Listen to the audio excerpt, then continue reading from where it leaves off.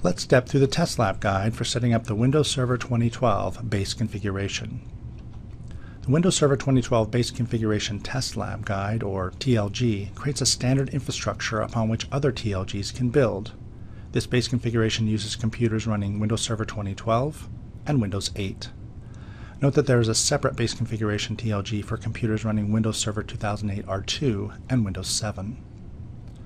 Here is the Remote Access TLG stack for Windows Server 2012, an example of a stack that builds upon the Windows Server 2012 base configuration. This stack configures and then demonstrates direct access and remote access VPN connectivity in Windows Server 2012 and Windows 8. Now let's build out the Windows Server 2012 Base Configuration Test Lab. The Base Configuration Test Lab consists of two subnets, one named CorpNet and one named Internet. You start with the CorpNet subnet and add the computer named DC1.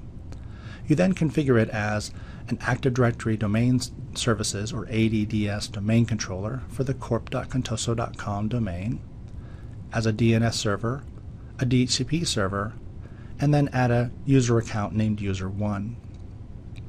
In step 2, you add the computer named app1 and join it to the corp.contoso.com domain. You then install the web server IIS server role and then configure app1 as a file server. In step 3, you add the computer named client1 and join it to the corp.contoso.com domain. You then verify access to the web and file share resources on app1.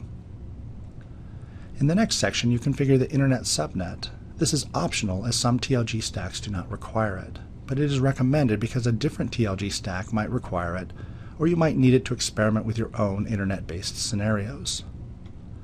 In step 1, you add a computer named Edge1 and join it to the corp.contoso.com domain. Note that Edge1 is not configured to perform any routing between the two subnets or any remote access VPN or proxying services. These capabilities are left to other TLGs. In step 2, you add a computer named iNet1 and configure it as a web server, a DNS server, a DHCP server, and with additional settings so that Client 1 detects the Internet subnet as the real Internet. Now you have both subnets, and Client 1 can move from the CorpNet subnet to the Internet subnet and back again, simulating a roaming computer. Snapshot these computers so that you can always return to this initial configuration. Now you are ready to build additional TLGs that rely on this base configuration or experiment on your own.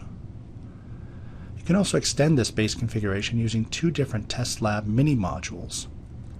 You can add a HomeNet subnet using an additional Windows 8 based computer named NAT1 and an additional switch, simulating a typical home environment that uses a network address translator, or NAT, to connect to the Internet. You can also add a CorpNet 2 subnet through an additional network adapter on DC1 and an additional switch, simulating a multi-subnet intranet environment. For more information about TLGs for Windows Server 2012, go to the Windows Server 2012 Test Lab portal at aka.ms/WS/TLGS.